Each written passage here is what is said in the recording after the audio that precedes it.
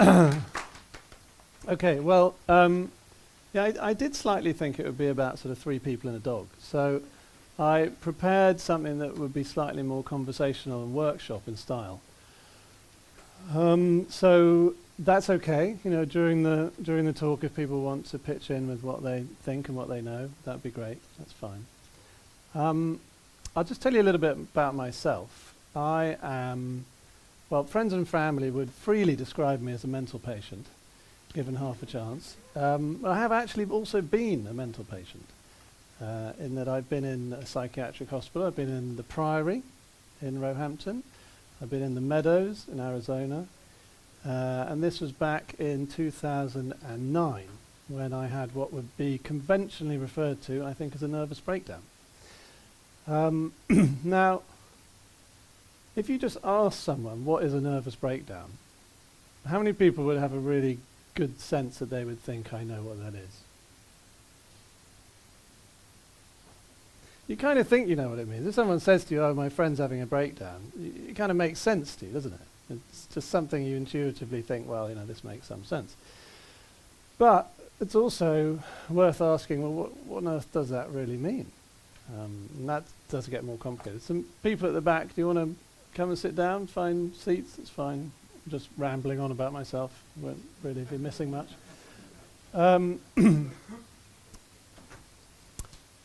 So that was the beginning of my journey of, I guess, inquiry, of interest into the subject matter that we'll have a look at this morning.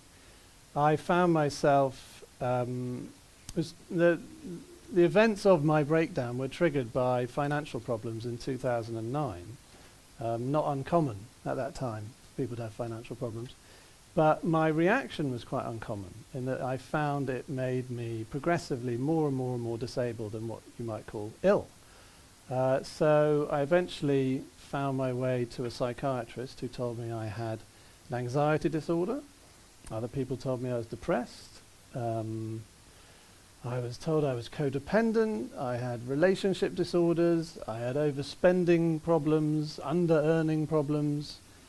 I had comorbidity, a dual diagnosis.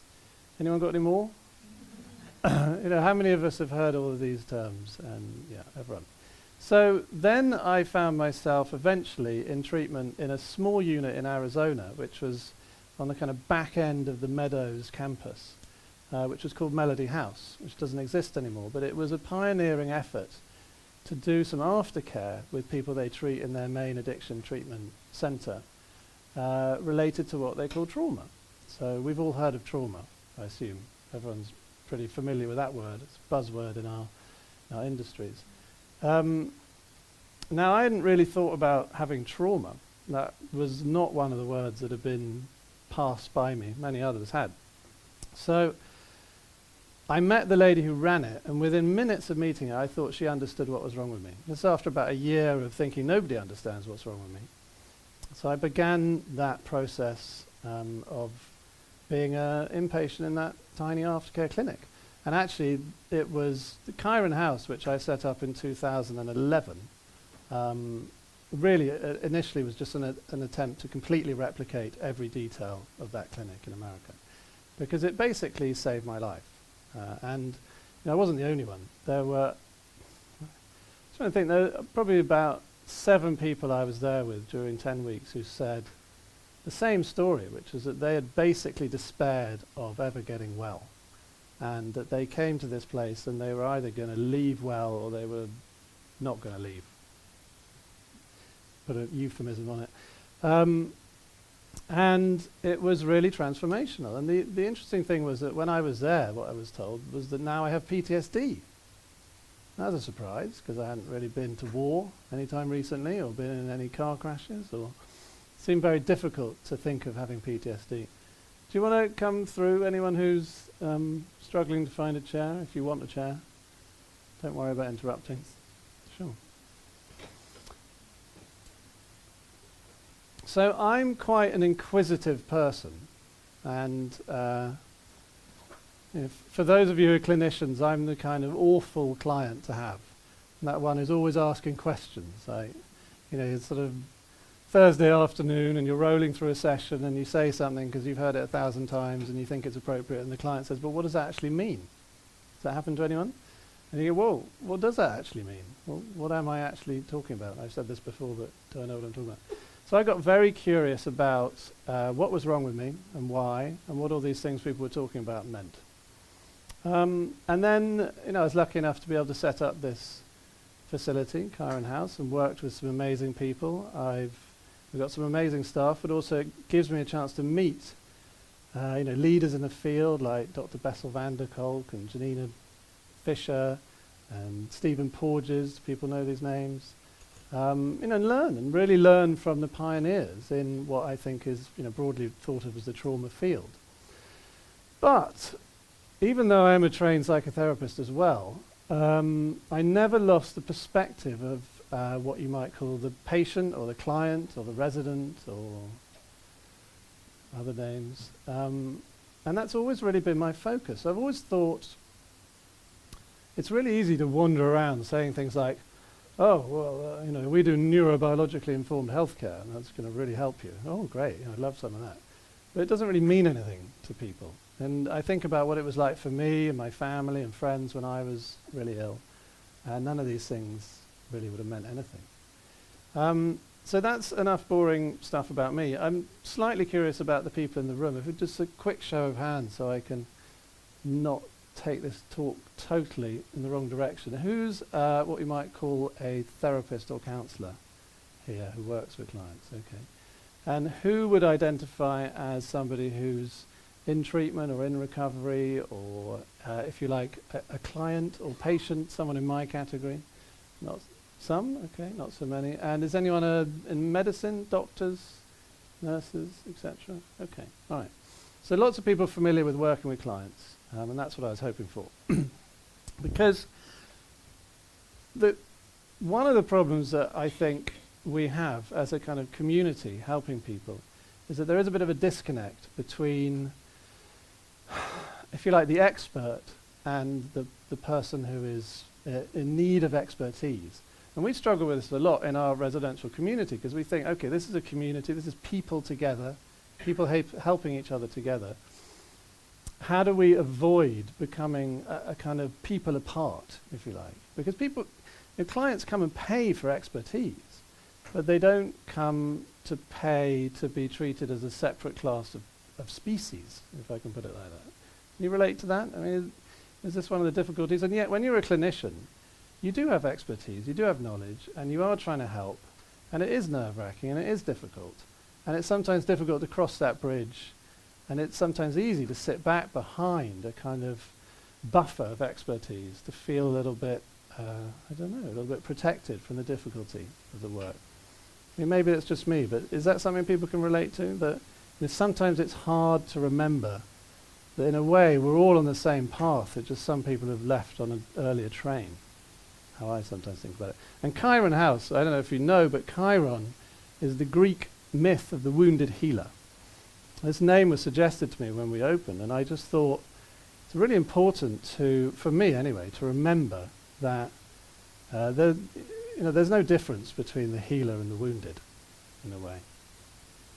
So the invisible lion really comes out of I find myself in consultations with people over and over again using the same metaphors, so I started to try to codify them and put them into some sort of order. Now, if you think about walking down the street and you see someone behaving like this, how do you feel about this person? What do you think about this person? Let's say, you probably read the blurb on this, so this is a bit redundant, but there he is. It just looks like a crazy person. You can see how easily someone could look at somebody in that situation and say, they look crazy to me. And this is how I was in 2009. Everyone telling me what was wrong with me, what I needed. But you bring the lion into focus, and just intuitively it's a different response, isn't it? So really everything I do in the work that I try to do now is to try to change that to that for the audience, if you like. To try to understand, if it's me, if I'm inside the mind of that person running, I want to be able to understand that picture. And if you're a clinician, you might want to explain it. So it does bring up the question of where all these things come from. So there's 4 things that I can talk to you about today. One is kind of how the line was born, where it comes from. Another is what it looks like to be in that syndrome. Another is what it feels like. And the third is how we put the lion to sleep. You may or may not be interested in different bits of that. We can speed up or slow down if anyone cries out and says, please tell me more, or even more depressingly, if people say, please tell me less, that's also allowed. And if you get hot or bored or just can't take it anymore, it's fine to leave. Don't worry about it. So really, the way that the lion was born, the lion is a metaphor for dysregulation in the system of each person. So really, what's going on when you think about there being a lion in the room is that there is a real threat, but it's not here right now. And in a way, that's what this buzzword trauma refers to. It refers to something has happened which is stressful enough to put a big tax on the response to threat.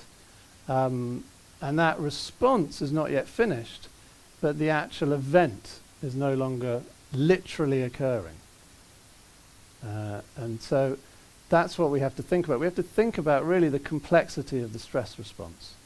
Now the stress response, we could do all morning about the evolution of the stress response. It'd be only partially interesting, but it basically works like this. You begin with very simple mammal or fish-like organisms, and they start to evolve into more complicated responses to threat. And the reason for this, and this is the reason why it's so fundamental to everything that we look at in the consulting room, is that how you respond to threat determines whether or not you survive. I mean, on a basic level, if you're in the system of predation and prey, if you're a deer and there's a lion around, how you respond to the lion being around determines whether or not you have any baby deer, which determines whether or not the next generation is adept at responding to threat, and so on and so on and so on. So the nature of evolution is that it rewards organisms that develop more complicated and successful ways to respond to threat. It's something we often don't think about. But every single person in this room and every single person you treat are the result of millions of years of that sifting process to try to figure out which of these organisms are going to respond most successfully to threat. Unfortunately, in my opinion, we've become like a supercomputer where you've loaded on so many programs and trying to get it better and better. Actually, it's stopped being able to really do it at all. Okay, and this is the problem we're going to have a look at. So just to break this down, I don't know if anyone's seen me talk about this before, but the normal response to threat is what we would call a stress cycle, is simply to become a little bit agitated and use that agitation to remove yourself or to solve the threatening situation and then to recover. Okay? So this is a basic stress cycle. You might have this going on if you're in the kitchen and you're doing the washing up and someone behind you drops a bowl and it shatters. Okay? Everyone can relate to this? You get a little bit agitated, then you realize it's fine, and it all goes away. And to put a little bit more into it, you've got a thing called a sympathetic nervous system, which is a physical part of your body, which will generate a charge, generate some energy in it, some tone, we sometimes call it. And that is the thing that then changes your biochemistry and makes you ready to do something about threat. So if you're lying on the sofa and someone drops a bowl, your body will react. This is what's going on. Now, the problem, the complexity in it, comes when the threat starts to become overwhelming. Now, if you think about, if I just take you back to the kind of primordial swamp, let's say you've got a school of fish who've learned to run away from predators. And predators have then learned to develop very good vision for moving fish. And what would be a really great way to become the next generation of fish in that situation? Stand still, yeah, to freeze. So if everyone's running and the sharks are really good at catching running fish, and you suddenly develop this paralysis, you're going to be in really good shape. I mean, it doesn't quite work like that in evolution, but you get how the picture is built. So one of the things that we notice in mammals and in fish and birds is that there's a kind of cut-off point to the excitation of a response to threat. So you get really, really, really, really, really stressed on it's probably a fight-flight pathway on the way up. And you hit what we might call a red line. It's just like a circuit breaker in a domestic electric supply. It just cuts off. And you can see there's really good videos you can find on YouTube, things like gazelles just kind of freezing. And you might have seen some of these things before in training videos and things. You can find some links. But what you'll find is a mammal will just go into freeze, and that happens. Okay? So instead of this smooth up and down, you get an interrupted smooth up and down. This is like watching a DVD at home, and you're in the middle of Die Hard, and Bruce Willis is just about to jump out the window, and the doorbell goes. And you press pause, and it's Jehovah's Witness, and you can have a long chat, and they take you to their mothership, and you're gone for 20 years, and you come home, you come back to the sitting room, and you think, what was I doing? You look at the TV, and there's Bruce Willis frozen on the screen. You press play, and boom, it all comes back. This is really what's going on here. At some point, if you survive the stress and the threat, your system will kick back, it'll unfreeze, and you'll discharge. Now that's fine. Mammals do this all the time. So far, we're not talking about anything that's problematic. None of these mammals would end up in the consulting room with you. They're all good. They're back at the watering hole. 90 seconds later, it's all over. But what you see is that you're now introducing, you see this, it's quite difficult to do this in 2 dimensions because it looks like it just goes back to a kind of resting place, but it doesn't. What it does is it brings in a whole load of potential stored energy into a system which is waiting to release it.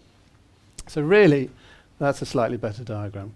Now just putting a bit of action on this, you've got a gazelle. Yeah, that's the green thing is a gazelle. And I did draw these myself, so be kind. The gazelle sees a lion mooching around and starts to leg it.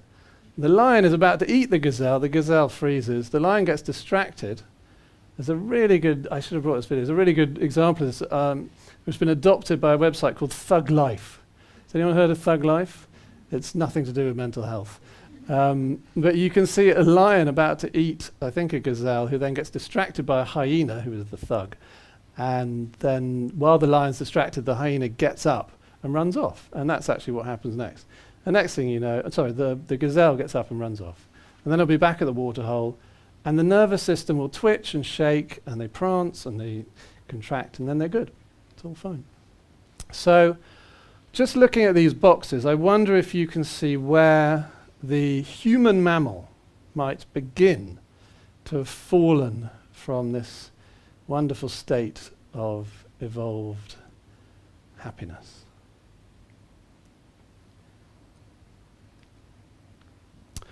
Which of the boxes, compared with the graph underneath it, actually wouldn't make sense if you were able to observe yourself in the box?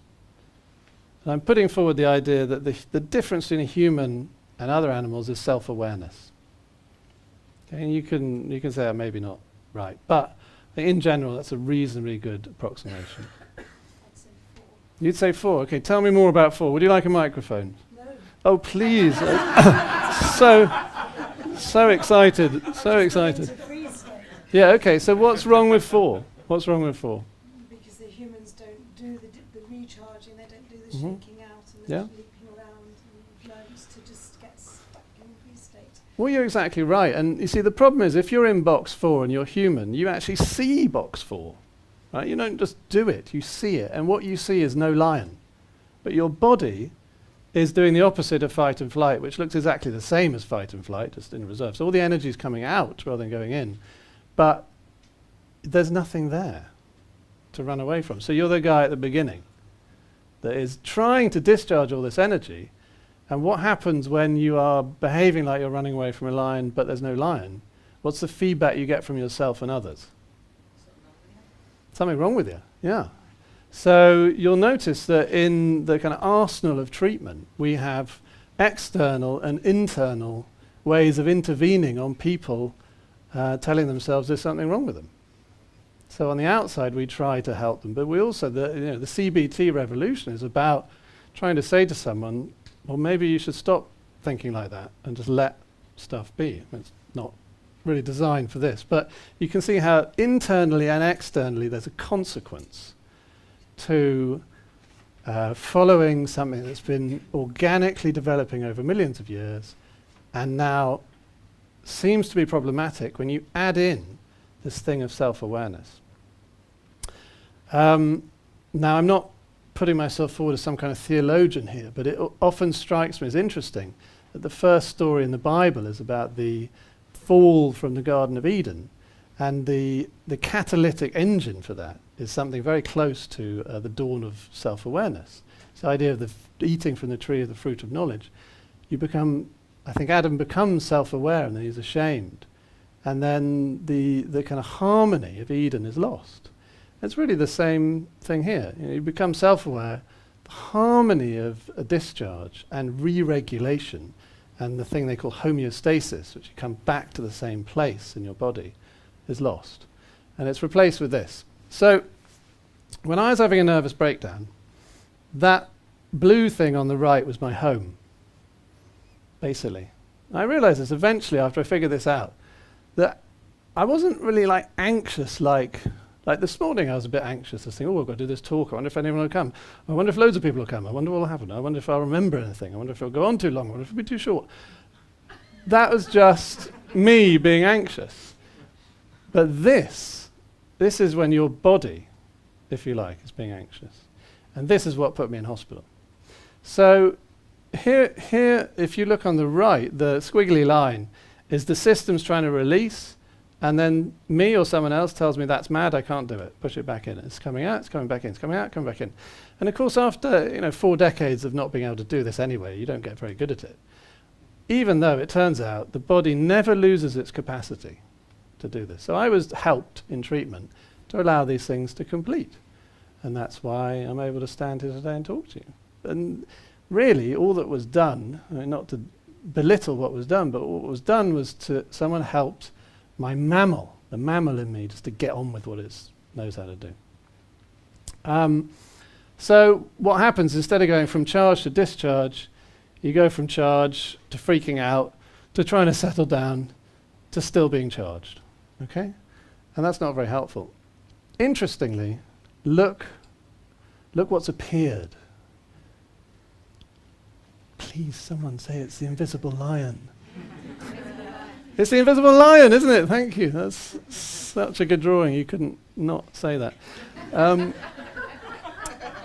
So if I'm running all the time and there is no lion, then I actually have to start to believe there's a lion or see a lion. Otherwise, I will really be worried about myself. Now, has anyone ever found anyone else to be somewhat more of a problem than maybe they were when they were just a little bit upset or worried? I mean, has anyone in this room ever thought that maybe in retrospect they were just thinking someone else was a bit more of a threat than they had to? Yeah, well, there you go. That's a perfect picture of you. Perfect diagram. This is what we do. We end up dysregulated, and dysregulation requires that there is a problem, otherwise we're the problem and we don't like being the problem. So you can see that this is really, remember where we were in that lovely smooth thing up and down, the river of life, Peter Levine calls it. It's all good. This is what you end up with instead. You end up with a dysregulated system, a real threat in the past, and a phantom threat in the present, which is related to the past, but we see them the same. So you might marry your mother, and then you might decide that your wife is just like your mother. She may or may not be, but you're certainly going to be placing a lot more of the phantom on her than is there in the room. So we all do this all the time, and it's really, it's basically what drives most of our behavior, relationships, families, villages, society, politics even. You think about politics now, well, there's just imaginary lions left and right, aren't there? Otherwise, why would everyone be so violently disagreeing in different directions? The difficulty in this, and why it makes people feel really, really quite unsettled to the point of needing to do something about it, and we'll get on to talking about addiction later, I promise, But you've got three parts of the brain. You've got the human, mammal, and reptile. Again, this is part of evolution. The mammal suppresses part of the reptile system. The human suppresses part of the mammal system. And like on your laptop, these things are supposed to work together and get on. So on your laptop, you've got a thing called a BIOS, which is the tiny little circuit that tells the computer if you've pressed the on button or not. That's it. So that's like your reptile brain. Then you've probably got Windows or Apple or something, which is the operating system, like the mammal system, which basically just makes it hang together. And then you've got your specialist functions like Excel or Photoshop, and that's your human supercomputer, cool stuff. Now, as you know, you load enough stuff on a computer and it doesn't work. So here we've got a situation where the mammal and the reptile brain are going in one direction, the human brain's going in another direction. And basically that feels like you are kind of going mad or cracking up. So it's much better for the human brain to say, actually, you know what, I only feel like this because you're a complete arsehole. No, you really are a complete arsehole. And I'm going to carry on convincing of you that forever, so I can feel okay. Has anyone ever done that? Just me? Oh, okay, fine. So let's see what that does to exactly what we were talking about, the behavior of people who behave like me. So this is all of these things you can have, by the way, if you want these slides. We've got a stand, Kyron House. If you just give your card or email address to Romana, I'll send you a copy of this. Because what I'm trying to do is give you something that you could maybe print out and show to a client and look at together and say, what do you think of this? Or is this interesting to you? Or does this help either of us make sense of you? This is me. This is the client. Okay, so this is the dysregulated human. And what the red squiggle represents is that charge. Right? So you've got something there that's not yet settled. And what happens in life is that things happen. Right? Stuff just happens, keeps happening. I try to iron it out, but it just keeps happening. Things keep coming at my system, which isn't perfectly settled. And that's the reaction. Okay? So does that make sense to everyone here? This is kind of the heart of the model for me, for a client. Just tell me if anyone feels that this is a confusing piece. Yeah. Sorry, Ben. That's the self-awareness. You're saying something about when you're breaking down.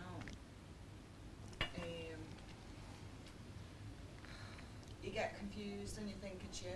Yeah. So I'm just wondering if you can explain that to me a little bit. Is that like where you're internalising yourself? Well, what's happening is your system is trying to finish a response to a threat from an earlier time. So I might want to run away. My legs might feel like running, even though I'm having a hug. And so what I'm actually doing is bringing in the energy that belongs to something I can't see right now. And because I can see both of those things, I can see that there's nothing wrong in the room, and I can see that my legs want to run. The only way I can make sense of that is to say I'm nuts. Rather than acknowledge the reality of what's Yeah. really happening. But the whole point of this psychoeducation is to change that. So the primary goal, actually, of this talk for clients is that they can stop having that reaction. They can just say, I'm having a strong reaction, it must be from something before, and that makes perfect sense. I'll get to that at the end, I hope. So in the meantime, what happens is this is how people behave. And dare I say, I think this is how everybody behaves. To a greater or lesser extent, everybody, maybe 1-10% of this planet don't, but everybody is, if you like, having responses to things which are exaggerated based on the reality of what's happening right now.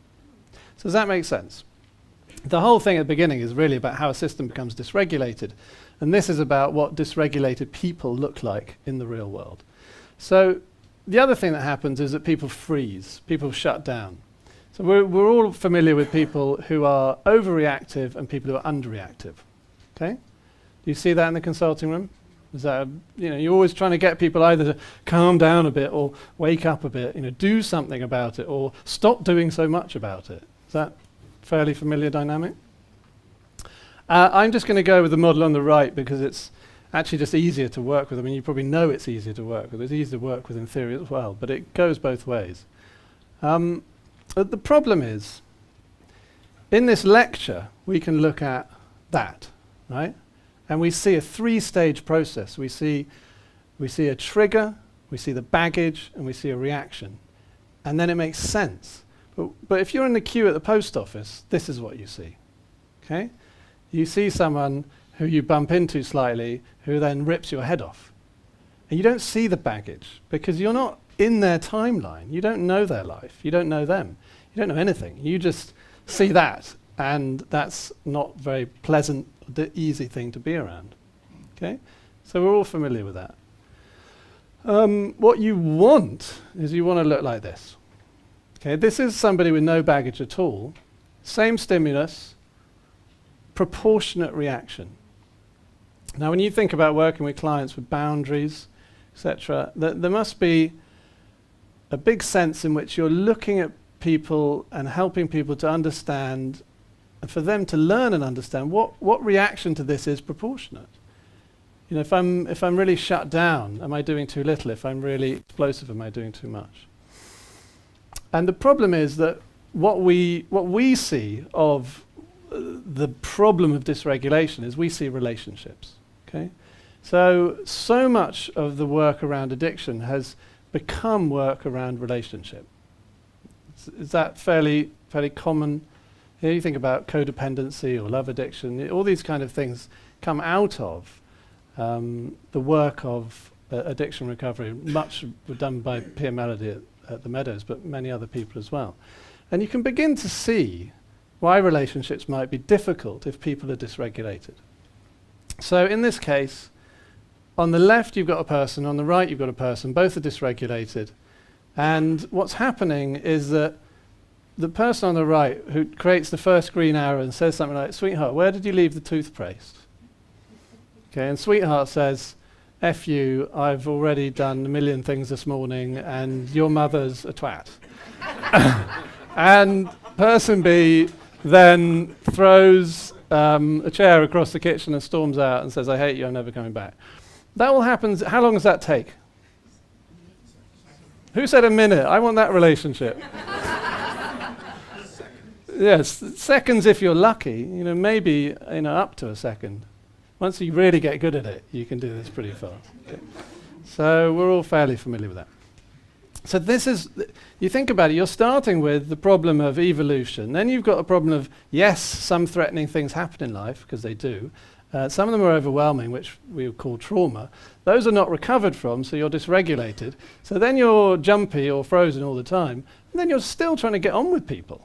You're still trying to have families. You're still trying to have relationships. You're still trying to have co-workers. How well is that going to work out? Now, I'm going to give you a bit of hope now, and inject a bit of hope.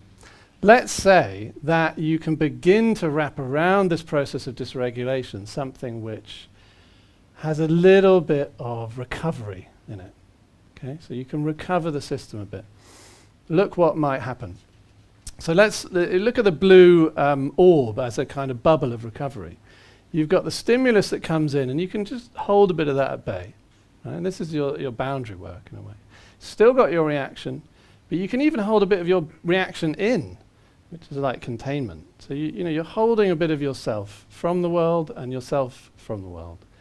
And the result is, miraculously, look at the red arrow down there, looks just like that one. So even though you're dysregulated, it doesn't mean it's impossible to be in the world in a regulated way. It just takes a bit of work. And I'm sure there's a lot of people in this room who are familiar with doing that work, right? And who can relate to life before doing the work and life after doing the work. And after doing the work, the world is a bit easier to get on with, isn't it? Okay.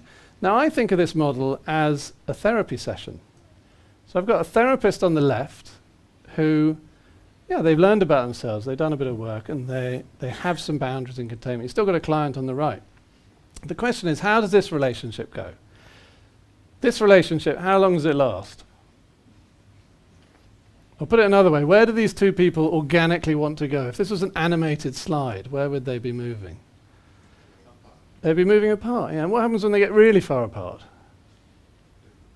They get bored and they come back together. And they keep going. This one, how does this one work?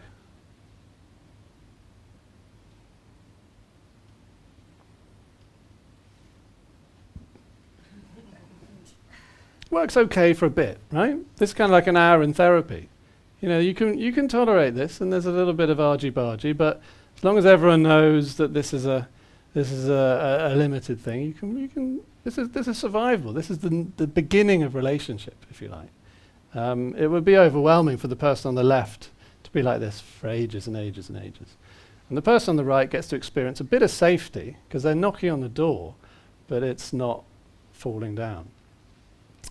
So two people with a bit of recovery, you can get more into a balanced relationship where, okay, neither of them is perfect, neither of them is regulated, neither of them is like, a guru on top of a mountain, but they can, with the work, begin to be able to be in a functional relationship together. So you guys know about, all sorts of different ways that clinical trainings put forward these ideas, but this is the way I would explain the root of that, just looking at nervous system and evolution. So this is a good place to be, and you can hang out there for a long time, right? This is where we want to be. So at the end of a 12-step meeting, you might have a room full of people who feel like this, and how good does that feel? Who goes to 12-step meetings here? Okay, so you know that you can come out of a meeting and say that was a great meeting, and really, I think that is another way of saying I feel like that. Okay, I went in there feeling like that, and I came out feeling like that, and the difference is because people behave like this, right? So this is why I say that, what does the line look like? The line looks like behavior. You can see dysregulation in the world through the way people behave. And if you had no other goal in mental health or behavioral health treatment, it is to recover and simulate that kind of behavior. Talk about fake it until you make it. I think that's what it means. So imagine you're young, you get dysregulated because life happens, and you're a human mammal, which means your nervous system doesn't recover, and you try and have relationships because you're in a family and you're young, and you have caregivers who've been doing this for the last 40 years, and it's not going to be that easy, right? So you might be in a family like that, or like that, or like that. And funnily enough, if you just put together these different ideas and think, well, in theory, what would that give you? Imagine a child with an exploding nervous system. You'd become avoidant. You'd want to retreat from that nervous system. Or a child with a frozen nervous system, that box there, which we don't really talk about so much, but the one on the left is frozen. You just want more and more and more, don't you, if you're that child?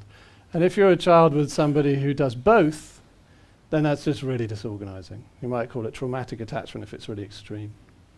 But if you grow up and that's your mummy, or your daddy, or your granny, or your caregiver, you might end up with a regulated attachment. Now, Bowlby discovered these attachment styles, right? But these ideas come organically, logically, out of what we've been talking about. If everything we were saying wasn't true, then you wouldn't expect it to predict things which you can see. But it appears to be pretty straightforward and clear that you just start with self-awareness interrupting a mammalian response that's been evolved over many years. The next thing you know, you're coming out with attachment theory. So I find this quite encouraging as a way to understand myself, because I have a bit of that kind of scientific mind. I like to think about things that make sense. Now, supercomputer, cool stuff. Now, as you know, you load enough stuff on a computer and it doesn't work. So here we've got a situation where the mammal and the reptile brain are going in one direction, the human brain's going in another direction. And basically that feels like you are kind of going mad or cracking up. So it's much better for the human brain to say, actually, you know what, I only feel like this because you're a complete arsehole. No, you really are a complete arsehole.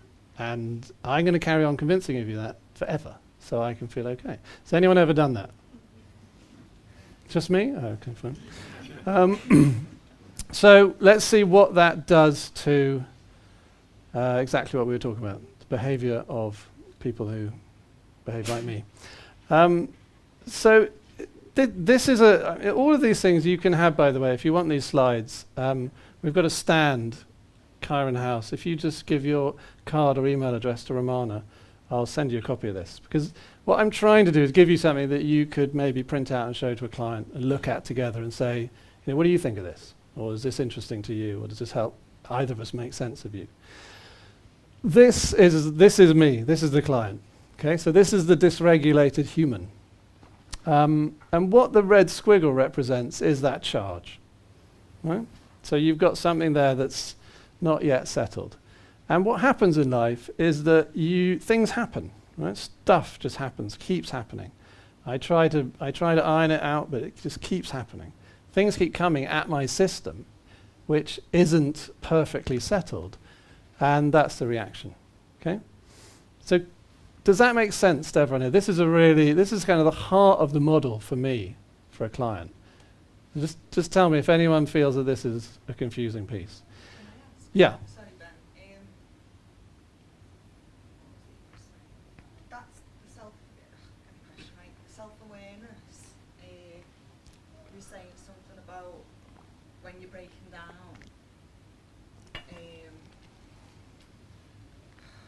You get confused and you think it's you.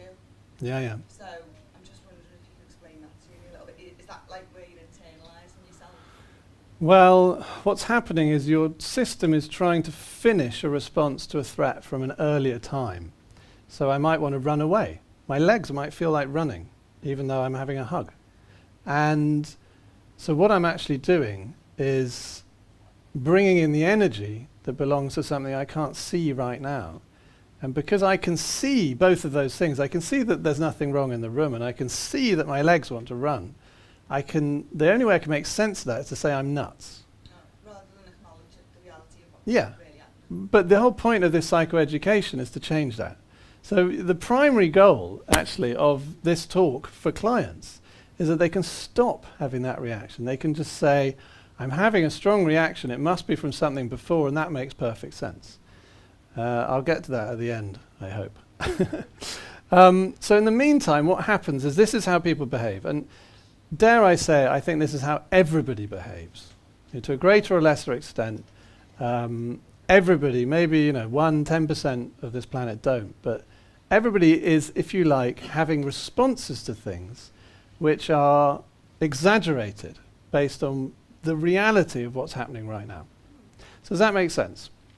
The whole thing at the beginning is really about how a system becomes dysregulated, and this is about what dysregulated people look like in the real world. So the other thing that happens is that people freeze, people shut down. So we're all familiar with people who are overreactive and people who are underreactive. Okay? Do you see that in the consulting room? Is that you're always trying to get people either to calm down a bit or wake up a bit, do something about it or stop doing so much about it. Is that fairly familiar dynamic? I'm just going to go with the model on the right because it's actually just easier to work with. I mean, you probably know it's easier to work with. It's easier to work with in theory as well, but it goes both ways. The problem is, in this lecture, we can look at that, right? And we see a 3-stage process. We see a trigger, we see the baggage, and we see a reaction. And then it makes sense. But if you're in the queue at the post office, this is what you see. Okay? You see someone who you bump into slightly, who then rips your head off. And you don't see the baggage, because you're not in their timeline. You don't know their life. You don't know them. You don't know anything. You just see that, and that's not very pleasant, easy thing to be around.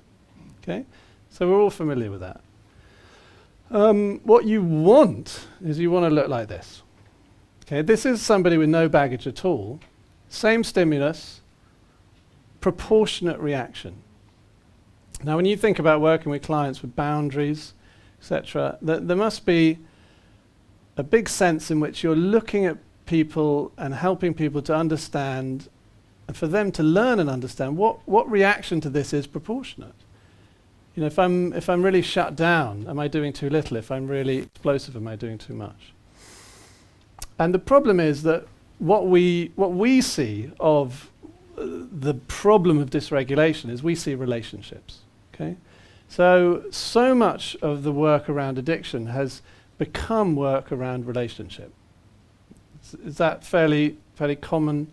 You think about codependency or love addiction. All these kind of things come out of the work of addiction recovery. Much were done by Pia Melody at the Meadows, but many other people as well. And you can begin to see why relationships might be difficult if people are dysregulated. So in this case, on the left you've got a person, on the right you've got a person, both are dysregulated. And what's happening is that the person on the right who creates the first green arrow and says something like, "Sweetheart, where did you leave the toothpaste?" Okay, and Sweetheart says, "F you, I've already done a million things this morning and your mother's a twat." And person B then throws a chair across the kitchen and storms out and says, "I hate you, I'm never coming back." That all happens. How long does that take? Who said a minute? I want that relationship. Yes, seconds if you're lucky. Maybe up to a second. Once you really get good at it, you can do this pretty fast. Okay. So we're all fairly familiar with that. So this is, you think about it, you're starting with the problem of evolution. Then you've got a problem of, yes, some threatening things happen in life, because they do. Some of them are overwhelming, which we would call trauma. Those are not recovered from, so you're dysregulated. So then you're jumpy or frozen all the time. And then you're still trying to get on with people. You're still trying to have families. You're still trying to have relationships. You're still trying to have co-workers. How well is that going to work out? Now, I'm going to give you a bit of hope now, and inject a bit of hope. Let's say that you can begin to wrap around this process of dysregulation something which has a little bit of recovery in it. Okay, so you can recover the system a bit. Look what might happen. So let's look at the blue orb as a kind of bubble of recovery. You've got the stimulus that comes in, and you can just hold a bit of that at bay. Right? And this is your boundary work in a way. Still got your reaction, but you can even hold a bit of your reaction in, which is like containment. So you're holding a bit of yourself from the world and yourself from the world. And the result is, miraculously, look at the red arrow down there, looks just like that one. So even though you're dysregulated, it doesn't mean it's impossible to be in the world in a regulated way. It just takes a bit of work. And I'm sure there's a lot of people in this room who are familiar with doing that work, right? And who can relate to life before doing the work and life after doing the work. And after doing the work, the world is a bit easier to get on with, isn't it? Okay. Now I think of this model as a therapy session. So I've got a therapist on the left who, they've learned about themselves, they've done a bit of work, and they have some boundaries and containment. You've still got a client on the right. The question is, how does this relationship go? This relationship, how long does it last? I'll put it another way. Where do these two people organically want to go? If this was an animated slide, where would they be moving? They'd be moving apart. Yeah. And what happens when they get really far apart? They get bored and they come back together. And they keep going. This one, how does this one work?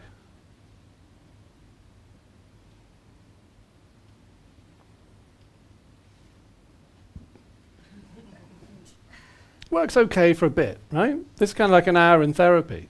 You can tolerate this, and there's a little bit of argy-bargy, but as long as everyone knows that this is a limited thing, you can. This is survivable. This is the beginning of relationship, if you like.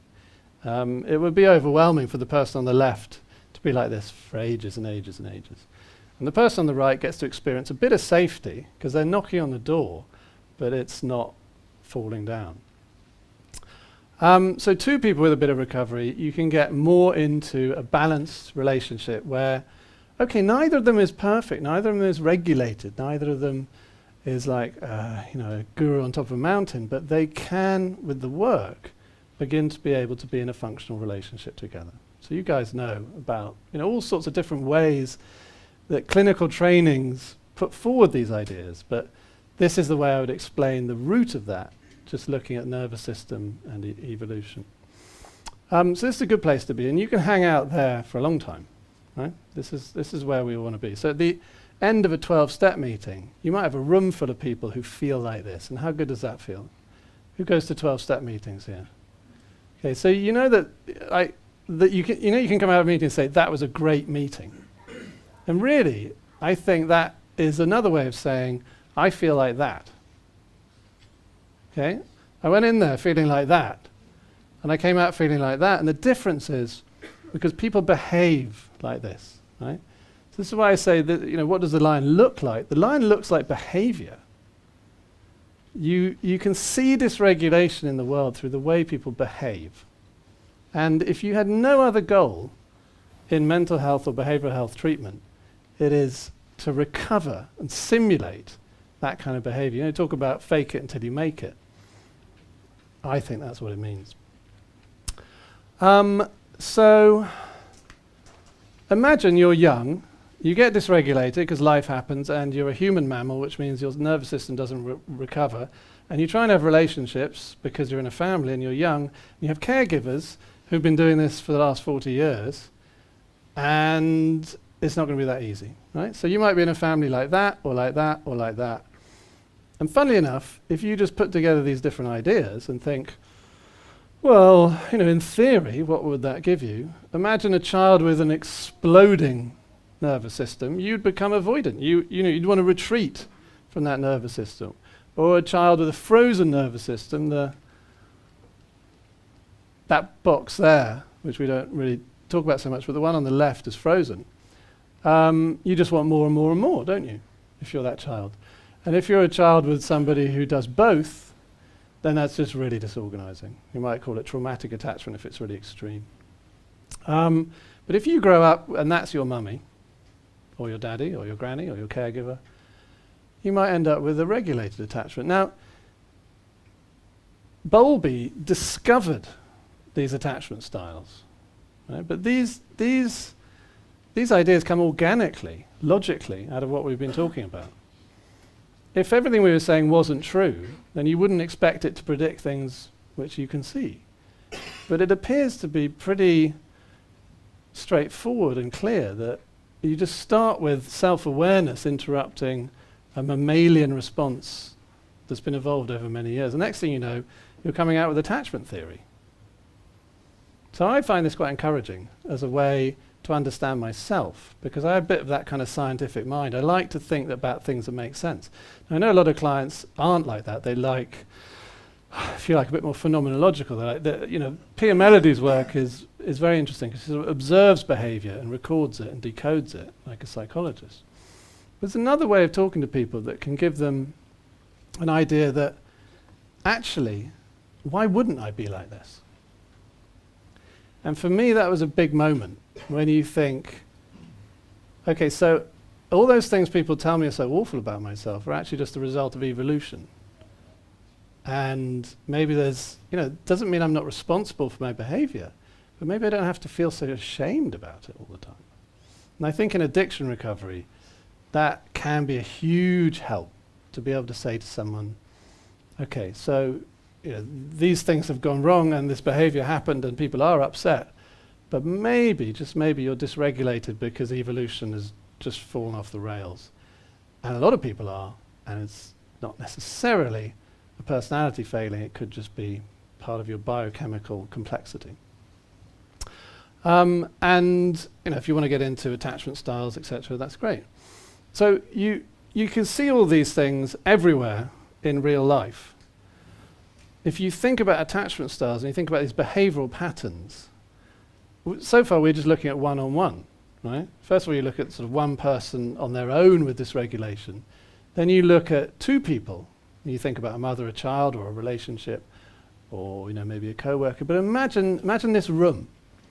Imagine if we took this room, we went to an island, and we spent 3 months together on that island, and we're all doing something of all of this. How would that end up working out? What would our community look like? How would we survive that? So we can't survive on our own. That doesn't work. So we have to find some way to remain in community and in relationship, even though none of our relationships work properly. How would we do that? And it turns out that there's some really nice theory that's come out of sensory motor psychotherapy, which is a kind of trauma attachment treatment psychotherapy, which has elaborated on taking, if you like, the child attachment styles into adulthood and seeing how far can you push the complexity of adaptation effectively. Because all of this is about adapting from who you really would have been. I don't know if anyone can recognize themselves in this list. Would anyone like to volunteer what is their character strategy? Oh, I left out completely perfect at the bottom for those of you who want to just adopt that. I've been reliably labelled charming manipulative by people who work for me who are experts in this. So I'm probably not going to disagree with them. I think I was quite flattered by that. Not the second bit, but and it's all in a way a positive negative. So you might become charming so that you can get the things you need in life, but the reason you do it is because you're too afraid to say I need something. Yeah? Okay, so you got one. Yay! I'm not the only one who's not perfect in the room. It's perfect.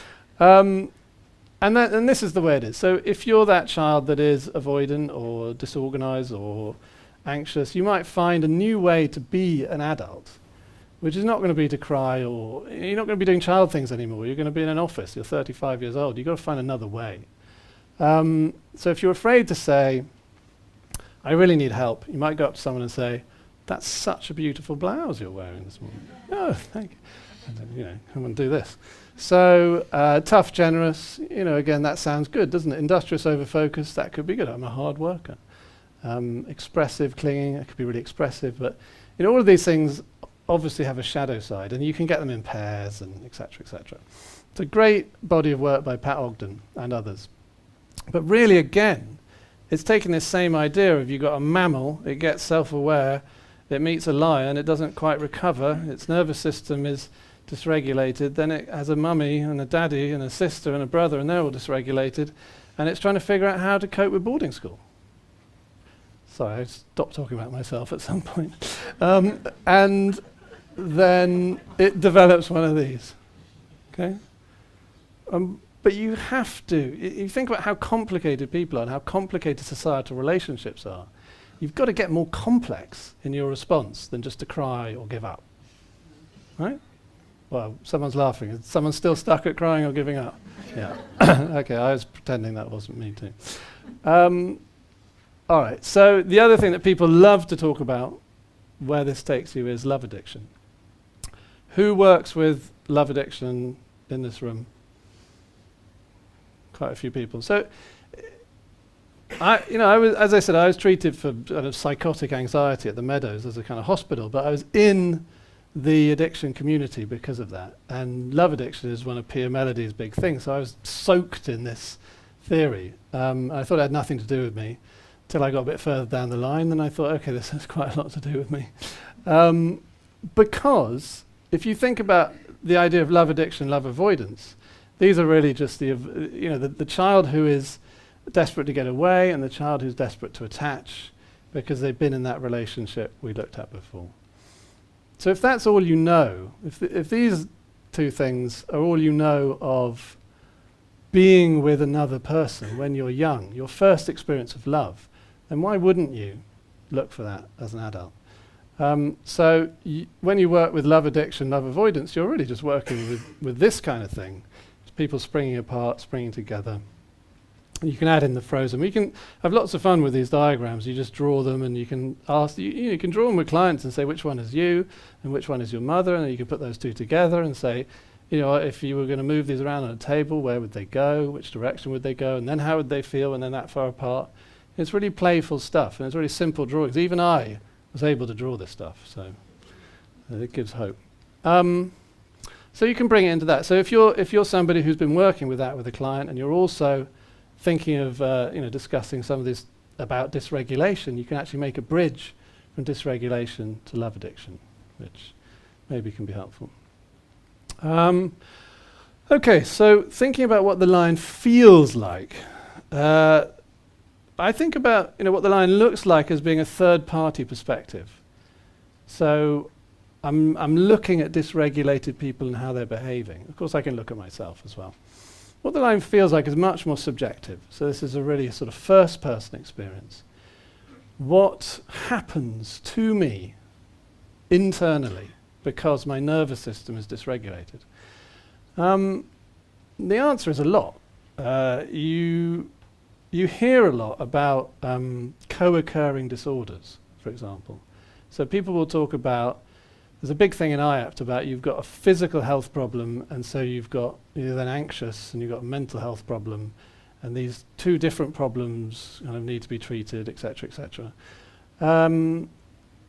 If I just took a quick poll, physical health problems that you happen to also see in clients, has anyone got any good examples? Autoimmune disease, okay. Blood pressure. Yeah, gastrointestinal, so something like irritable bowel syndrome, Crohn's disease. Is this ringing any bells? Okay, now all of these things you can say are actually products of a dysregulated nervous system.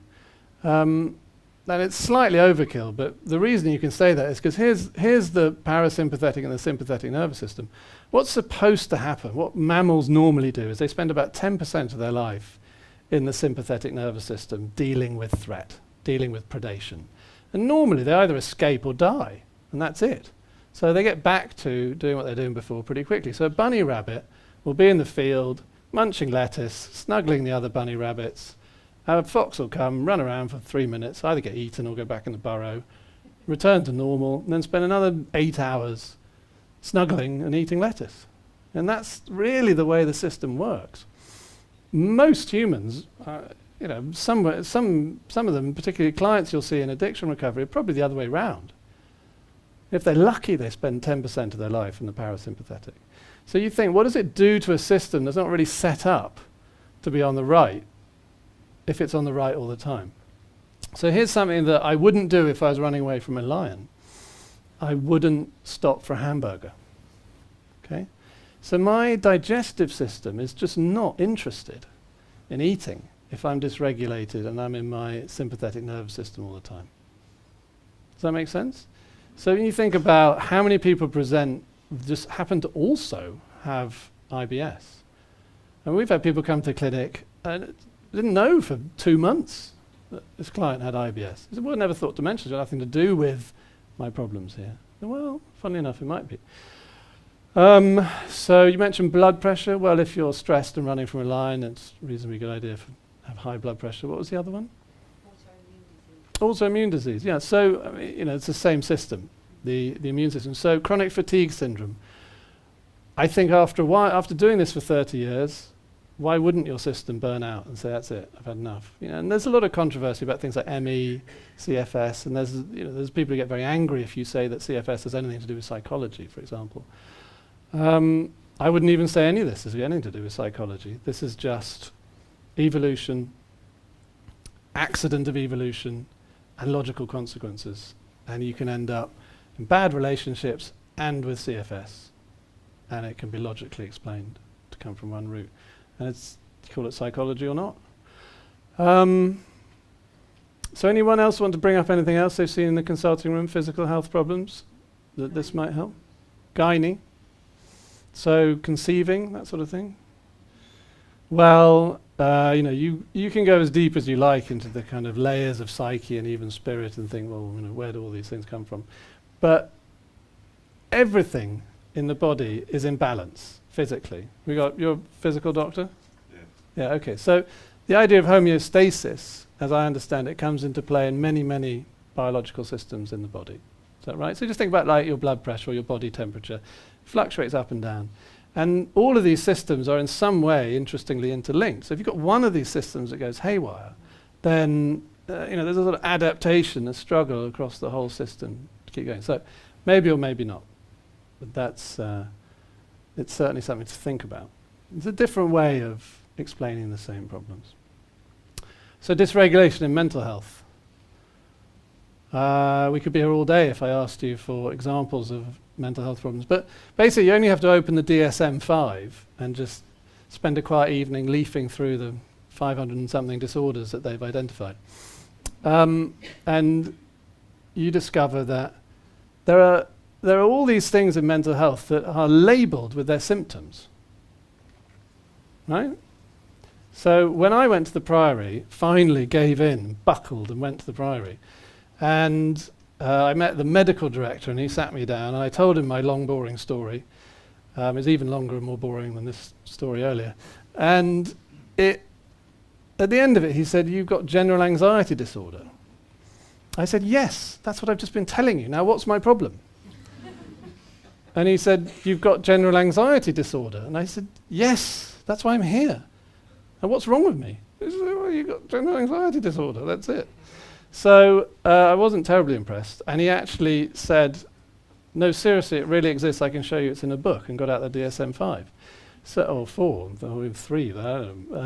So I don't think it's really very interesting medicine, if you like, to say to someone, if they come in and say, "I'm really hyper," and then sometimes they're really depressed, I say, "Oh, so you're up and down." So, "Yeah, I think you might be bipolar." "Oh, great. Sounds like a diagnosis."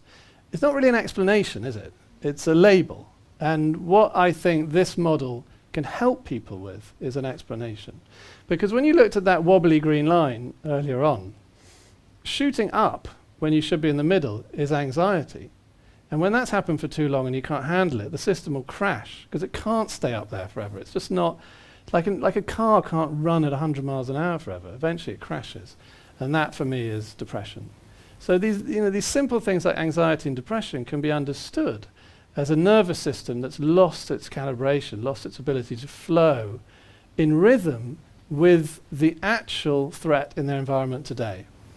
So all of us experience ups and downs, and we should go up and down with it, but if we're spiking really high and spiking really low, it's because we've lost regulation. We've lost regulation because we haven't finished dealing with some earlier threat. So it's another way of looking at mental health problems. ADHD, OCD, throw some out. What do people see in the consulting room? Bipolar, borderline. Okay, so borderline, what would be the one word, if you asked a psychiatrist, would typify a borderline? It might be, sorry? Obsessive. Yeah, it could be. I was thinking of reactive. Does that make sense to you? That people say borderlines are really reactive. Well, if you've got an unexploded bomb stored in your system, and someone comes along with a sparkler, what are you going to do? And does that make you a bad person? Or does it make you a dysregulated nervous system that hasn't yet discharged its energy? That's my view, and it's another way to talk about it helps them. So you said about obsessive compulsive. Dysregulation in cognition is a big part. You see that in the consulting room. Who has been with a client and the client thinks that you are something completely different to what you are? Who's had that experience? Yeah? So tell me. Anything, any interesting, entertaining anecdote about someone who thought you were 17 years old? Or a woman? Or nothing that extreme? They only saw the projected Yeah. error as Okay. opposed to the reality of the individual. Okay. So you're aware that someone's talking about you as if you're someone else? Yeah. So why wouldn't you do that if you've got an imaginary lion running? Okay. You know, if you've got an imaginary lion running in your system because you're dysregulated, how can you see the world for what it is? How can you avoid not seeing it in a distorted way? So again, you might be in a situation where you're in a disagreement with a client and you might be arguing about something that happened last week. You can't even agree on the facts of were you late for the session or did you agree you'd say this? And this is one way of looking at it, saying, look, you know, both of us have this system running. Both of us have stuff going on in our cognition which is kind of invented, but it's really an echo from the past. It's not that it never happened, it didn't happen last week between you and me, and we're mixing that in. And things also happened between you and me last week. So you know, how do we clean that out? It's really difficult. Oh, I should get on with talking about how we clean that out. So behavior. How do people behave who are dysregulated? What does it feel like in that system? What's it like to be stuck in a dysregulated system? So the nervous system has this brake and accelerator, which I think is anxiety and depression, which is the sympathetic and the parasympathetic nervous system. Now, another way of dealing with dysregulation is just to medicate these nervous systems so that they don't spike so high on the sympathetic or fall so low on the parasympathetic. Now, just think, what do you think is a really great medication for that purpose for the sympathetic nervous system? Give me a chemical that works really well to just modulate and bring down the sympathetic nervous system when it's spiked. Well, I'm sure that's right. There's a clue on the board, though. Alcohol. And funnily enough, by coincidence, alcohol is a terrific modulator of the sympathetic nervous system. So if my nervous system is dysregulated and it's always spiking high and I just want to get through, I don't know, something simple like a meal with my family, because they really trigger me. They're like big green arrows. Well, a little bit of alcohol actually takes the edge off that. And of course, it's not called a party, it's called a drinks party. Because just to get everyone together and just to relax a bit and start to be in a social engagement system, a glass of wine or something really helps. Now, a lot of you are dealing in the consulting room with the extremity of that problem. Okay? So, one other way of looking at the problem is to say, you're dysregulated. Your system is a result of millions of years of mammalian evolution that's then gone awry. And reasonably intelligently, you found a solution that works for 10 minutes, 15 minutes, 20 minutes when it's all too much. And actually, it's a really good solution. Chemically, it's a really good solution. The problem is, after the first 20 minutes or half an hour or month or 30 years of doing this, there's all sorts of other problems that you're now adding in, and so it's not a good solution. But in the moment, it actually is a reasonably good solution. Doesn't work as well as a 12-step meeting. So you want to get to that nicely self-regulated, group-regulated position. But if you're really in a crisis and you really needed your system back for 10 minutes, a shot of vodka does a pretty good job. So it's a way to, again, think about reducing shame around the problem, to see it as a logical consequence of something scientific, actually. The other thing to come up might be coffee. So if you think about what goes on this planet, think about the size of the industries of alcohol and coffee. And think about the amount of time spent by individuals thinking about when they're going to have a cup of coffee or a drink, and organizing to do that together. That is the scale of dysregulation that we face as a population. 6 billion dysregulated people running around trying to get a bit lower and a bit higher and a bit lower and a bit higher. And that's just with chemicals. We'll do it with relationships, we'll do it with gambling, we'll do it with sex, we'll do everything under the sun. So this is just one way of seeing a really specific correlation between the physical problem of a nervous system that's dysregulated and the physical solution of binding in another chemical that moves it up or down. Okay, so if I haven't put you to sleep, we can talk about putting the lion to sleep. So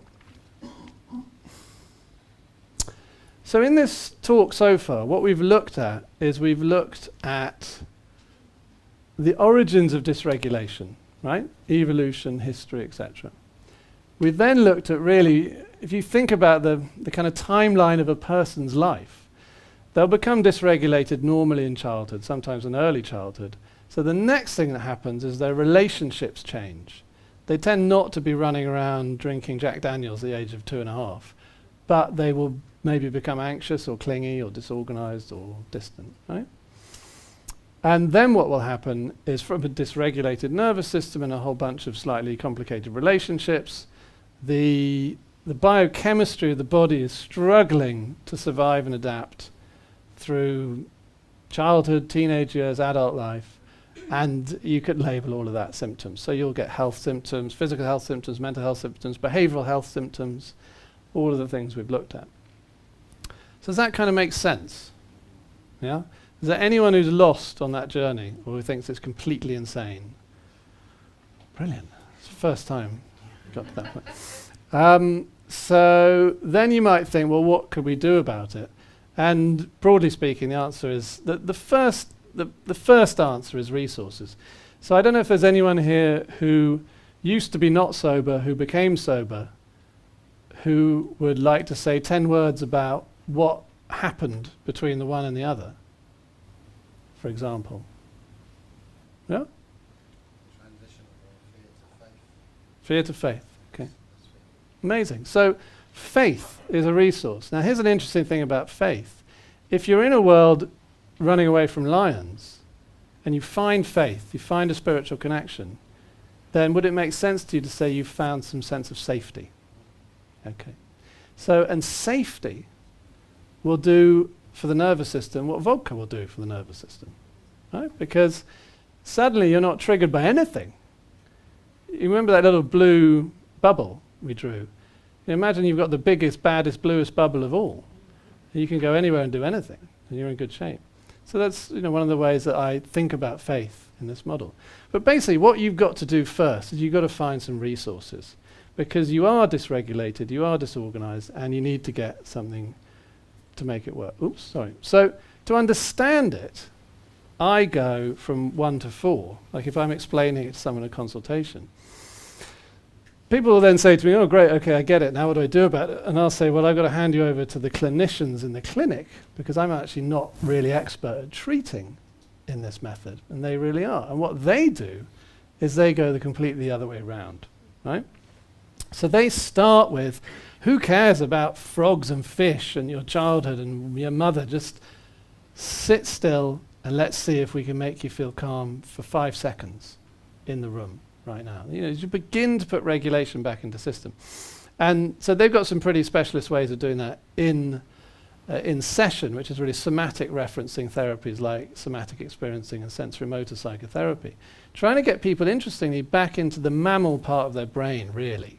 It's all about, instead of tell me a story, tell me about a sensation, because the mammal is the recorder of sensation. So resources can be things like rub a fleecy blanket in your hand. I was on an aeroplane with a woman who fainted 3 weeks ago, and the stewardesses are running around like mad asking her annoying questions. And I was saying, are you a bit stressed? Are you anything worried about anything? She was on her way to China. I said, yeah, I'm really worried. I've got 2 weeks of presentations coming up. I'm really stressed. And the stewardess was saying, oh, don't worry about that. Don't worry about work. Don't think about work. Don't think about work. Don't think about work. Work doesn't matter, does it? I said, how about instead of talking about work, we just give her a fleecy blanket to rub her hands with? And actually, in about 3 minutes, all the colour came back to her cheeks, and she seemed much better. So many complicated things could have been going on, but she was clearly stressed, and she ended up fainting in the loo, which is why we had this problem. So you want to get resources back on board. There are many ways to do that. One of the things that I particularly advocate, and it's particularly doable actually if you work with groups, is to begin to build that sense of that blue bubble around myself. So you can do that with, it works on the way in, the green arrow, the number 1, the boundaries. In the middle is your body, which is creating the reactivity, the nervous system. And then on the way out is your behavior. And I imagine that a lot of you work with behavior and work with boundaries. Would that be right? Have a show of hands for who works with boundaries. And a show of hands for people who work with, here's the behavior you might choose versus the behavior you're up to. Yeah, the way addiction recovery is all about trying to choose the behavior you want, isn't it? Well, it begins with that. So actually getting into this system, day 1, without any of this explanation or without any of this kind of technology or thought about it, it can be as simple as trying to go from there to there. The first way to do that is to reduce the triggers. So another answer to the question I asked before of how people go from A to B is they go to a residential treatment program. Right? A lot of people get sober by submitting themselves to something where the boundaries are done for them. That makes sense? You've got a physical building around you. You've got 24/7 staff. You've got people saying, no, it's not okay for someone to talk to you like that. You don't have to say to someone, don't shout at me, because if someone shouts at you, someone else will come and say, you're not allowed to treat people like that here. You're not allowed to touch without permission, or you're not allowed to, etc., etc. Like a 12-step meeting. I can say anything. Nobody's allowed to talk about what I said. It makes me feel safe, right? So out in the street, that's not the case. Now, it takes quite a long time for someone to be able to hold their own boundaries. And really holding your own boundaries is about saying, I notice that when that happens, my system goes haywire, so I prefer it if it doesn't happen. And it's not about telling someone else what to do, it's telling me what to do. And I'm saying, I prefer it if it doesn't happen, so if everyone's shouting, I'm going over there. Or I'm asking nicely for them to stop shouting, but if they don't stop shouting, I'm going over there. Not, I'm going to try and change them to not shouting. So there's a lot you can do with basic boundary work, referencing the nervous system, with the very specific idea that the boundary is what you need to do to avoid your system getting triggered. Now, I've heard a lot of people talk about boundaries a lot of different ways. It's not always talked about in that way. Would that be right? I mean, it's that basic idea, but it can be a confusing thing. And it can be kind of like whether it's okay to have a boundary or not, or whether it's the right boundary. But it doesn't matter. For every individual nervous system, there are things that make me go and there are things that don't. And the things that make me go, I prefer to reduce. And that's how I justify to myself and to others and explain having a boundary. And just, I can't cope with that. It's not that you're wrong. It's just I can't cope with that right now. When you've been traumatized, Yeah. you can feel like you don't deserve boundaries, so you don't Exactly. want to exercise them. Exactly. It's the survival techniques of It's a multi-layered circular problem. So you've got you're frozen. You're not exploding, you're frozen. How can you set a boundary when you're frozen? You can't do anything. And this is why things like therapy and groups and 12-step and residential programs are so important, because it can be the first time someone experiences safety, where boundaries are held for them by others, by staff and by colleagues, by peers. And you can begin to have the experience of, maybe it would be okay if I spoke up. And it is very, very difficult. I like this just as another way in. This isn't the be-all and end-all of anything, but for example, for someone like that who feels a lot of shame setting a boundary, this might be a way of saying, you know what, it's just your nervous system, it's just evolutionary baggage, and it just needs a little protecting. Like, a man needs protecting when it goes into a nuclear reactor by a radiation suit, because radiation is not good for a body. It's very similar. The other thing that I think is a really important component of this, when we looked at that relationship building before, is this idea of containment. So, something's going to get through, and I'm going to get triggered. Now, what happens if I either really shut down or really explode when I'm triggered? What happens to my relationships? What happens to my world? What happens to my behavior? What happens to my physical health, my mental health? Typically, not good things. You must deal a lot with relapse, for example. Relapse prevention is a really key cornerstone, I suppose, of addiction treatment, because the initial goal is simply to avoid the behavior, right? A lot of people will report that they've relapsed when they're triggered, effectively. They may not use that word, but this is what's going on. The nervous system's gone completely haywire. When that happens, the mammal and the reptile really take over, and the human system, the cognitive system that says, yes, I choose not to relapse, you can be down to like 5%, down to 1%. You've got nothing there. Has anyone got clients who kind of say, well, I did relapse, but I don't really remember it. It's like I was hardly there. It's like I was watching someone else do it. Is that a familiar story? Okay, so people are so triggered that this part is just dissociated, and they're just in to the mammal, and the mammal needs to calm down or cope. That's what's going on. So, for example, in our group therapy in the clinic, this is very much like a 12-step meeting. You may have a lot of energy going on when you hear something, but you're not allowed to say you're an arsehole. You're allowed to say, I got a lot of energy going on when I heard something. Right? And that's just a basic example of containment, a basic example of a boundary that keeps me from pushing everyone else away, or keeps me from exploding my own boundaries. And the reason why that's important, I believe, is because I think this whole system is one system.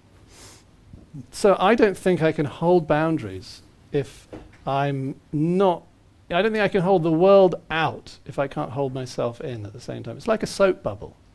The moment something goes through from me to the world, I think I'm really compromising my ability to hold the world safe from me. Can anyone relate to that? That's a slightly subtle distinction, but it's been my experience, is all I can say, is that when I start getting angry or out of shape, there's no way I can just say, you can't, I can't cope with that, I'm going to stop now and let's talk about it later. It just all goes. It all goes. So, resourcing the nervous system can be done in those primal ways of things like smell and touch and sensation and specialist interventions. But I do think that the work of the boundary work, these two boundaries I think are often talked about in addiction recovery as the same thing. I have a boundary from you and I have a boundary from me. I like to call them a boundary and containment, just so that there's a difference between what I'm letting in and what I'm letting out. But I think if you look at the nervous system model, and then you look at what it implies in relationship and in the system itself and how that toxicity can kind of wind itself up, you can see why boundaries are so important. Because they are, in effect, the front line of recovery. When I was in the Meadows, people talk about this all the time, boundaries, boundaries, boundaries, boundaries. And people say, well, I'm here because I eat too much Oxycontin. Why do I have to talk about boundaries in my relationships all the time? Well, this is actually why. So the interesting thing is that if you get your system kind of in a larger sphere of containment, what happens actually is you begin to get in touch with this stuff in the middle. You can't really do that until you're stabilized and safe. And this is again why I think treatment centers offer such a great resource, because you can be stable and safe and held and start to work on that thing in the middle, which goes right the way back to the beginning of the story. If you accept that this is a logical chain of dominoes from dysregulation, ultimately what you want to do is you want to reach the dysregulation and discharge some of that energy so that everything's easier. But to get there, you've got to build your fortress in a way. You've got to build your walls, build your resources, build yourself. And that will then pop into view and you'll start to be able to work on that. And I think about people I know who've been in 12-step, they often say, maybe the first year and a half, 2 years, talk about white knuckling. People are familiar with that? It's, people say that they basically do it because they've got incredibly strong will. They choose to do it, but they can't bear it. It doesn't feel organic. It's just a choice, and they're strong enough to effectively build this boundary on purpose.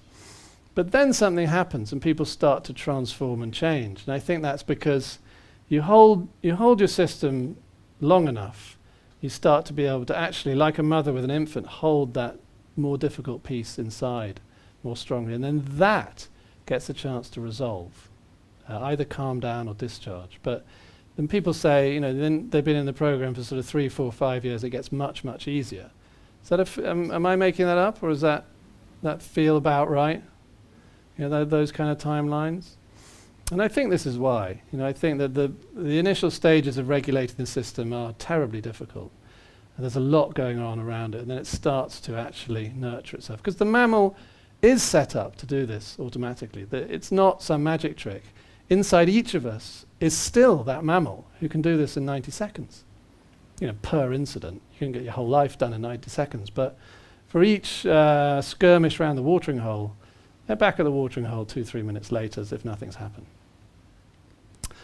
So really what you're trying to do is you're trying to illuminate, I guess, for yourselves, for your clients, for others, this idea that you might think your problem is over here because this is how you feel and this is how the world looks and you're still running. But the genesis of the problem was over here. And actually the left-hand side of that board is completely fine. It's completely normal. That is a perfect way to be a mammal. It's to run away from threat and to crash into a freeze response when the threat is totally overwhelming before your body burns out, basically. It's completely normal. So the solution, ultimately, the theoretical ultimate solution, is to actually take the state of the body now and reconnect it with the body memory, really, of the original threat. So, there's a whole cliche in therapy about, oh, tell me about your mother. You know, it's like, sit down, doctor, oh, tell me about your mother. You know. And in a way, it's an insight from the beginning that it all came from somewhere earlier. But we weren't terribly good at understanding why or how that slew of problems, which get multiple different names, come from somewhere earlier. But here's a really specific way of understanding it. Yeah.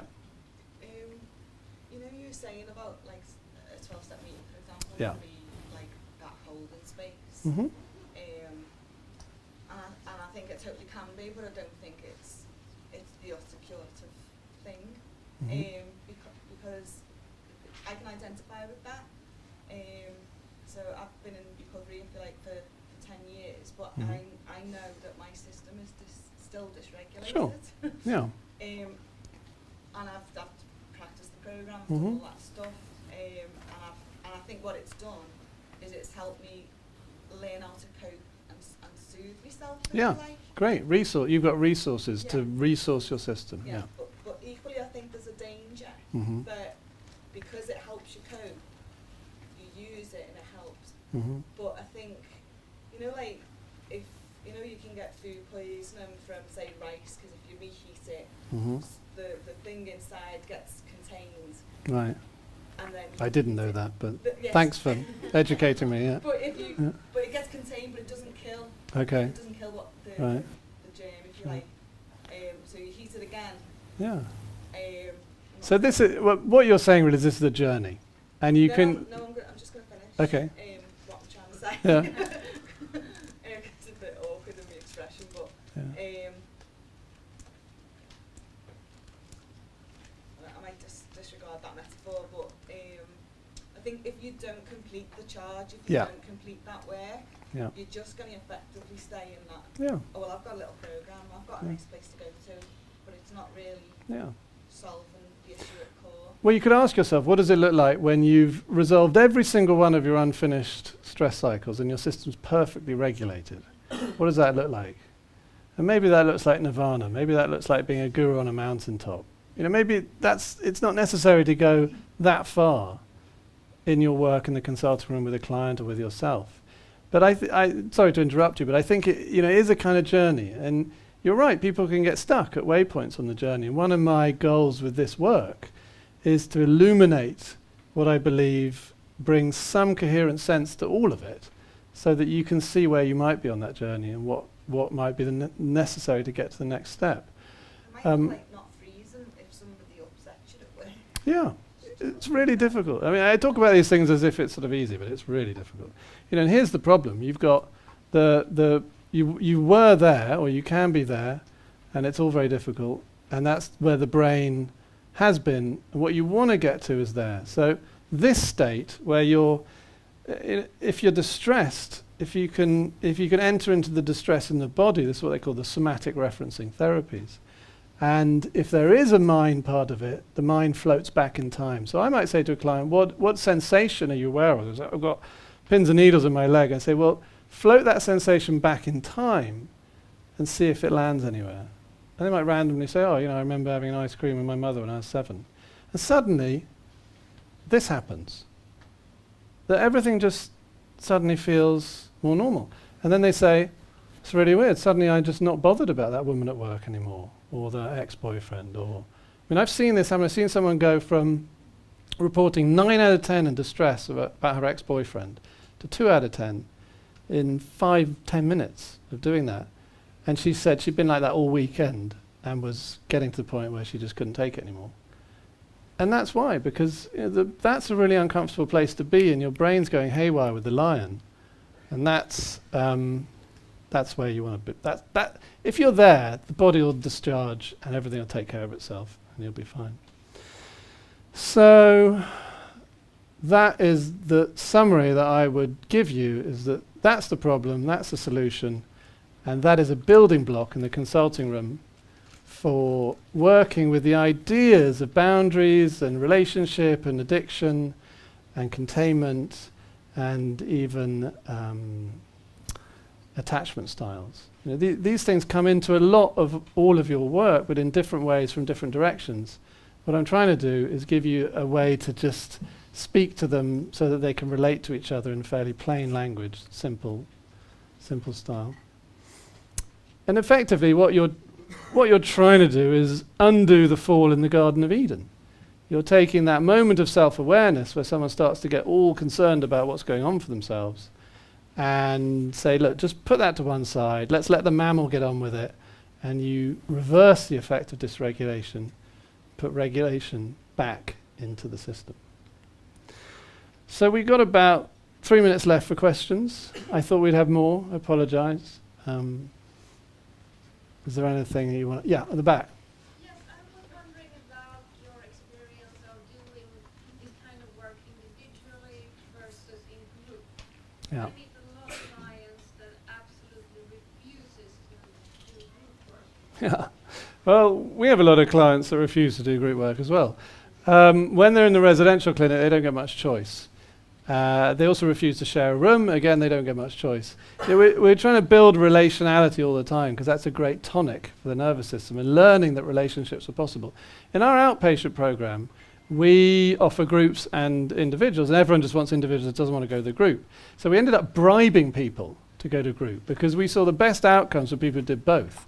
And we said, look, you can book 10 sessions at a discount and have free groups. And people are like, well, now I'm paying for a group I don't want. I said, yeah, you are. Maybe you should go. And it's definitely the case that people who share rooms in the clinic, people who go to a group outpatient, if you just look at the theory, you can see why. It's tough to regulate your system alone. I mean, you can't go to a 12-step meeting on your own. It's not going to work, is it? So it is about building a sense of learning how to redo relationship because you're learning how to redo your own system. Yeah. So that's helpful. Yeah, well, I'm a charming manipulative, so it's easy. What's your experience of very early trauma, like pre-verbal, people can't go back and remember, and the length of time treatment they take to do that? Well, I've got a lot of pre-verbal trauma, and I recovered. So I think that I think people end up unable to cope sometimes when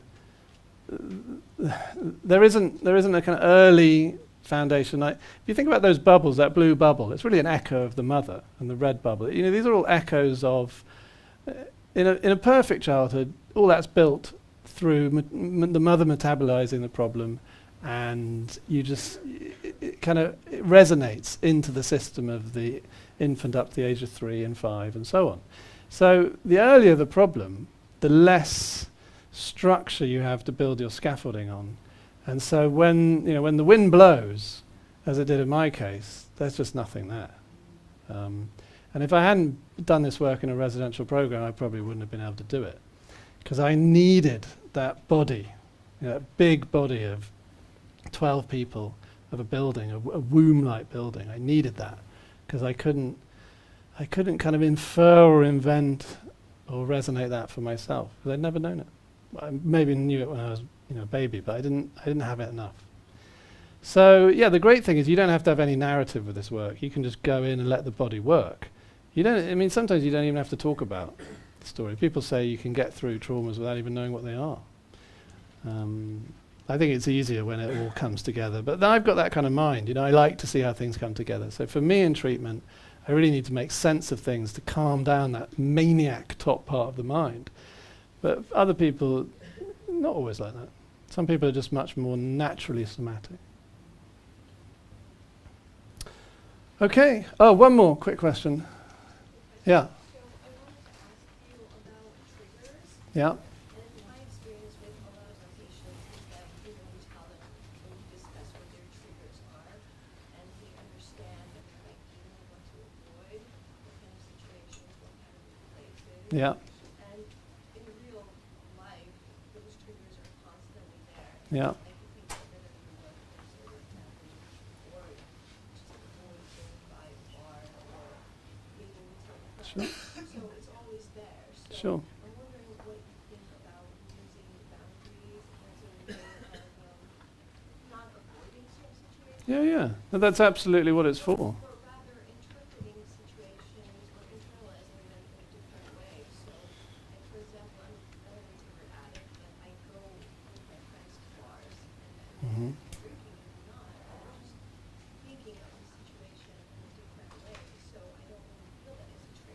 Sure.